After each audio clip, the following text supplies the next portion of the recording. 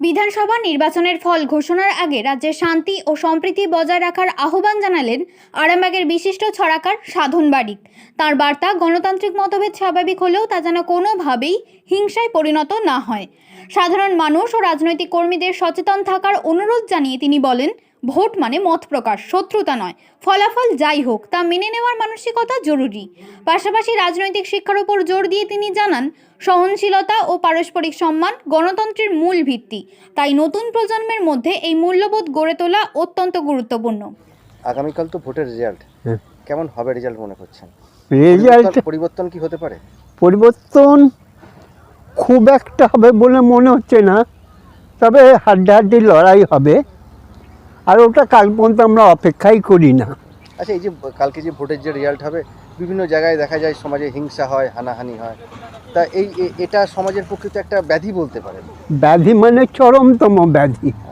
আমরা মূর্খের দেশ তো, আমরা এখনো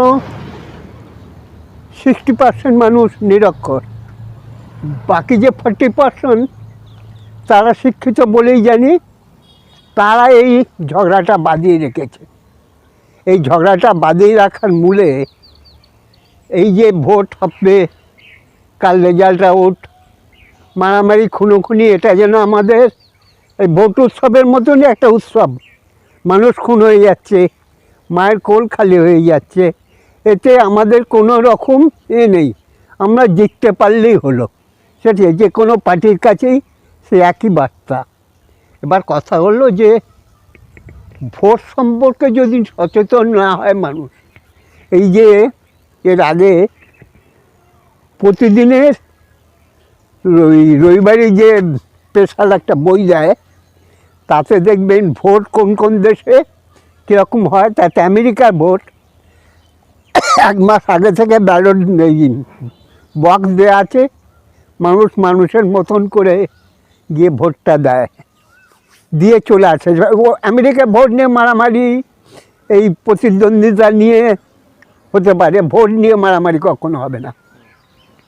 তা আমাদের এখানে ভোট নিয়ে মারামারি হয়, এক শ্রেণীর মানুষ, তাদের ওইভাবে তৈরি করে রাখা হয়েছে, তাদের ওইভাবে ফ্যাসিলিটি, সব দল, কোনো দল নয় যে এই দল ওটা করে না, সব দল করে মাঝখান থেকে আমরা যারা এর সমাধান চাইছি, এই সমাধানটা আমাকে আগে ভোটের আগে বিপুলভাবে প্রচার করতে হবে মানুষের কাছে। গণতন্ত্র কী, এইটা গণতন্ত্রের নামে মানুষই যদি গণকে নিয়েই যদি ধ্বংসলীলা হয়, তাহলে গণতন্ত্র থাকে কার জন্যে? গণতন্ত্র আজকে এবারে যা ভোট হলো, তাতে যা খরচা হয়েছে, এই দেশটাকে ওই 300 টাকা করে মাসে দেবো, 500 টাকা করে মাসে দেবো, এটা 1000 করে দেওয়া যেত। ভোটের মেশিনে যে খরচা হয়েছে, মেশিনারি, মিলিটারি নামিয়ে মিলিটারি কখন নামায় দেশে? যখন রাষ্ট্রপতি শাসন হয়। আচ্ছা, আমাদের সেই রাষ্ট্রপতি শাসনের মতন ভোটটা হলো, মিলিটারি নামিয়ে। ভোটটা খুব সুন্দর হয়েছে, তো মিলিটারি নামাতে হলো কেন?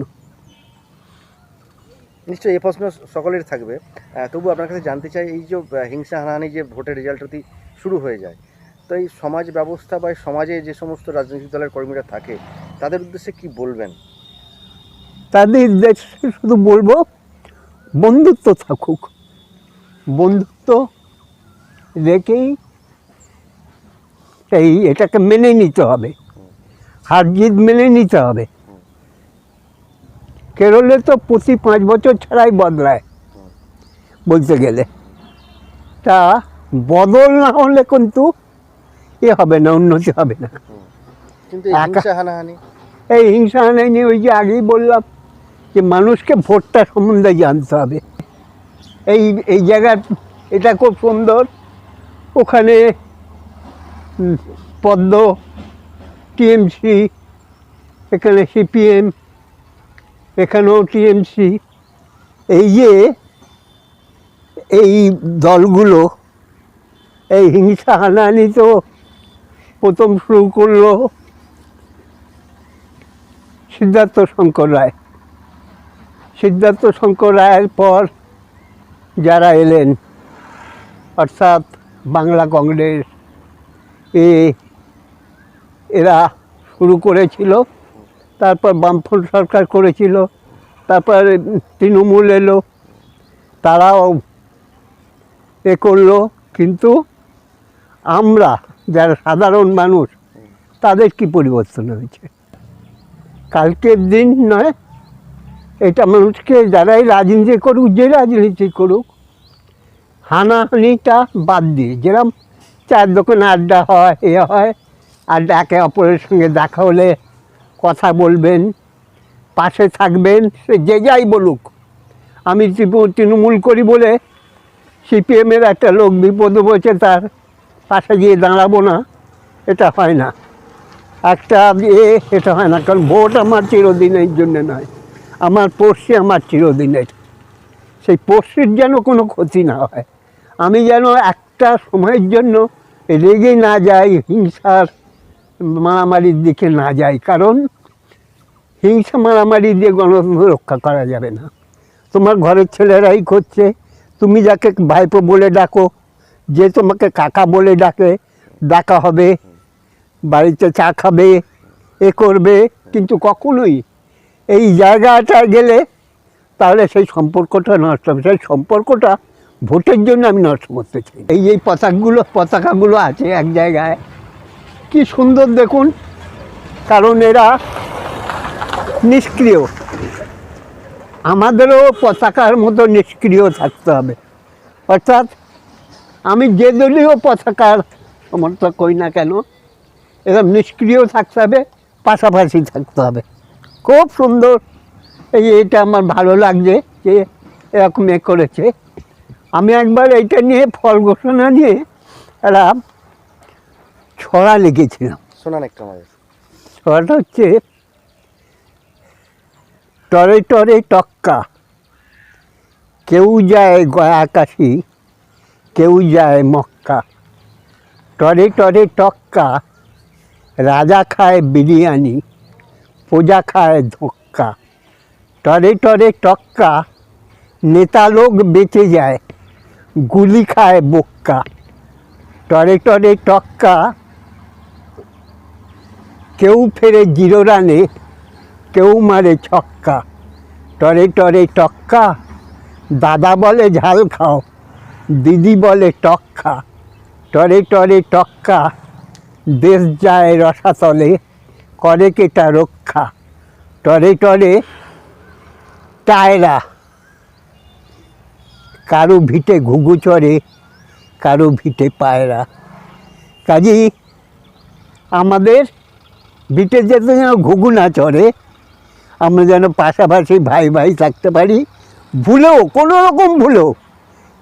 কোনো রকম ভুলের ফাঁদে পা দেবো না, এই পণ করে সারা বছর সারা জীবন পাশাপাশি থাকবো, এই শপথ আমাদের নিতে হবে। অত্যাধুনিক সুসজ্জিত লজ সানা লজ আরামবাগের চন্দ্রবান হাই স্কুল ও পুরসুরার দিগুড়িঘাটের মধ্যবর্তী লঘু চকের মনোরম প্রাকৃতিক পরিবেশে গড়ে উঠেছে এই অনন্য ঠিকানা।